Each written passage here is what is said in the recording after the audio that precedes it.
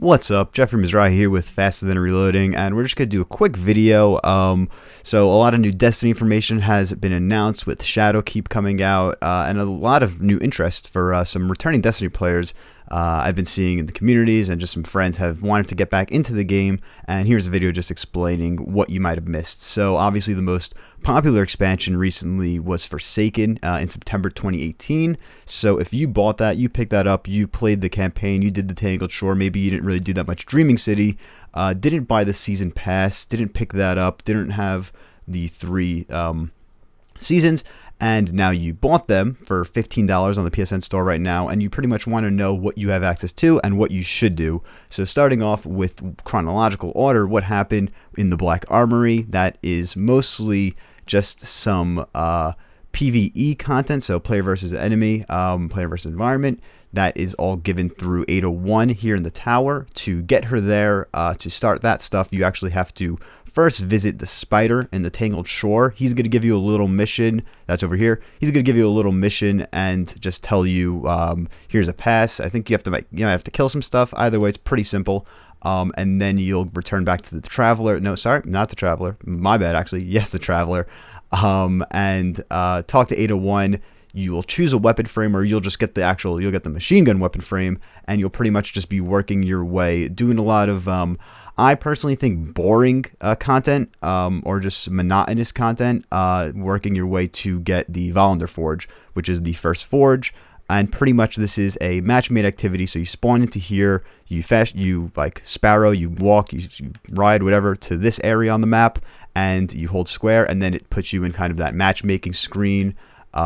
It's a little annoying starting it, but I personally think the forges are very fun and a great place to grind for some really cool exotics. The last forge, which you unlock just by playing and following the missions and stuff, is the Bersugia Forge, or Bergusia Forge, I don't know how to pronounce it, which gives you access to a really cool exotic, the Jotun, which is highly sought after, and I found it personally fun because you only have about 2 opportunities per week per character, so it's 6 total, to get this exotic, and I kind of liked it. Like, all right, I'll just do my 2 per week on one character. If I get it, I don't get it. If I do get it. And after a couple weeks, I did end up getting it, which I found really fun and really fun to use.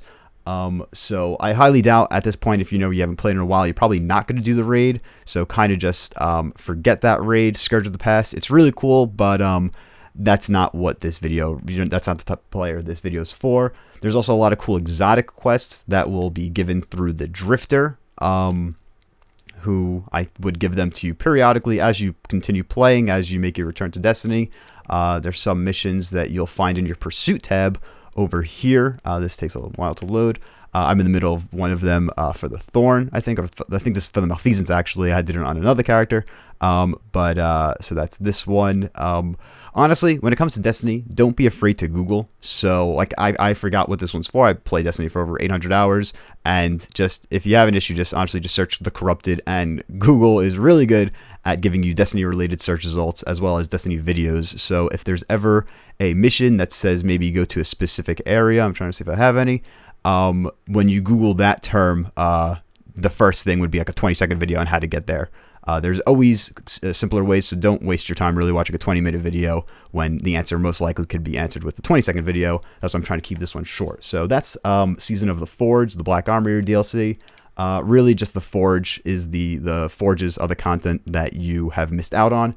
Next up, chronologically speaking, is the Season of the Drifter. That introduced Gambit Prime and the Reckoning. Gambit Prime could be found here. This has to also be started by speaking to the Drifter. He'll open this quest to you. So you'll definitely be inundated with a lot of new missions and a lot of new content. So just kind of figure out what you want based on how I'm describing these features to you and these modes to you, and kind of just, focus on those, because you could be going for pulse rifle kills on a weapon frame while you're trying to do Gambit Prime, and you're like, oh wait, that's what this mission led to, the wrong thing. Oh, I wanted to do the mission that leads to the right thing. So figure out what you want to do based on how I'm describing it. Gambit Prime is pretty much a take on Gambit. If you played Forsaken, you know what Gambit is. However, the spin here is that it's just really one round, and you're trying to deposit 100 motes. Each side's depositing 100 motes rather than 75 motes, and there's one powerful boss that spawns at the end and has a little raid light mechanics.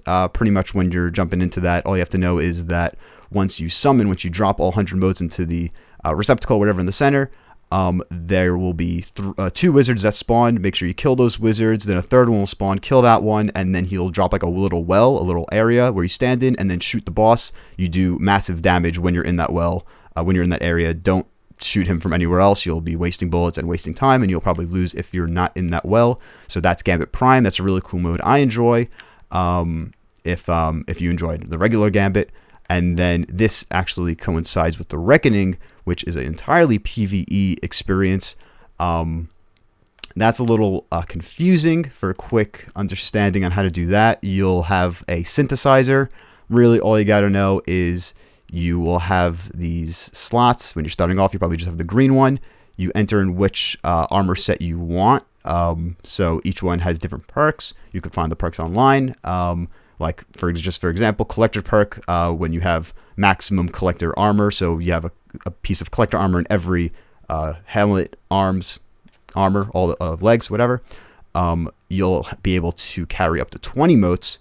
Then compared to something like Sentry, which is kind of a garter type class, when you have all those armor pieces on, you'll regenerate health faster when you're next to the bank, when you're next to the moat bank. So you play Reckoning to pretty much get armor for Gambit Prime. So it's a little back and forth thing. What's a little interesting with this is don't expect really to be doing things in the Reckoning to get better armor for the Reckoning. You'll get better armor in general, but the armor you get in Reckoning coincides with perks for Gambit Prime. So it's kind of like this back and forth. Working in conjunction game mode. Both game modes are really cool. This one's entirely match made, as well as this one, but yeah. So moving on from Season of the Drifter. Oh, also, while you're doing all this, a lot of exotic quests, I mentioned that earlier, as well as the Invitations of the Nine. So the Invitations of the Nine, you get 1 invitation a week from Zur. This week, Zur is over here on the, this is not Zur, but he's on this little Nessus barge with Warner 9940. And you pick each one up, each quest line. Pretty much they're like a bounty. And at the end of it, like one of these things, and at the end of it, you have a mission that you could go to, and it's pretty much just like either a cutscene or a little thing of dialogue that would reside right here, right where that little marker is. I don't have it anymore because I did all 9 weeks, but you could start those whenever, and then it's just the next week you'll get the next one that you're up to. You could have missed them and you wouldn't be in line with the community, but you'll be getting your each 1, 2, 3, 4, 5, 6, 7, 8, 9 based on the first week you started. So don't think you're really missing out anymore. You already missed the original launch of them, so you'll be a little behind. Moving on to the 3rd season, the final season that just came out this week, Season of the Opulence. The mode there is the Menagerie, which could be unlocked after doing a couple starter missions that are given from the guy in the guy in the tower, the little robot guy. You'll talk to him over here, Benedict. He'll give you a whole set of missions you do. And then once you do them, they're very simple. They're about like 30 minutes maybe total it'll take. You'll have access to the Menagerie, which is a really cool mode that I like. 6 players jump in, and it's kind of like Raid Light, but a little more raidy than... it's the most raidy experience in Destiny that's not a raid, I would say. You jump in, match made 6 players. You could do all the tasks, all the objectives without a mic, really. Just follow along, see what the other players are doing. They'll help you. Not they'll help you out, but most people know what they're doing, and you'll figure it out also right away. Menagerie is very cool. This also works in tandem with the Chalice. So just how I was showing you the synthesizer, you hit triangle on these. You have all that little option stuff. The Chalice, you hit triangle on that. You put in runes. You get runes by doing bounties for the dude on Nessus that I showed you earlier, and you upgrade it by getting Imperials. You get Imperials by mostly doing bounties as well, and opening chests on that little Nessus thing, but the fastest way to get bounties is by doing Triumphs. This is a little hidden. I always forget actually where it is. So the Triumphs, I'm pretty sure, is in Vanguard. Nope. The Triumphs are in Events, maybe? Nope. The Triumphs are in Destinations, Minor, this one, and then Menagerie. So this is actually where you could get most of your Imperials. You'll see how it says Lavish Purse of Imperials right here. And that's how you upgrade your Chalice. There's also a raid that came out with the season and some new exotic quests that will appear as well very soon. But pretty much, yeah, so that's what you need to focus on. The Menagerie, Gambit Prime, The Reckoning, and The Forges are what you've missed. The major pieces of content, what you missed since Forsaken. If you just pick up the annual pass and you're confused at where to start with one of those based on which one sounds the best. And if you have any questions, honestly, I would head to Destiny the Game's Discord and or subreddit. You could get the Discord by going to the subreddit r/Destiny the Game on Reddit. And there's a nice little channel there called D2 Questions, and they'll really answer anything. I've asked questions there. I've been playing Destiny for hundreds of hours and got those answers and got those questions answered immediately, and think that's a great resource for new players. Remember, you could listen to Faster Than Reloading on all podcast services, as well as follow us on Twitter and Instagram at FTR_pod, and Faster Than Reloading on Instagram and Facebook. Thank you very much, and have a good day.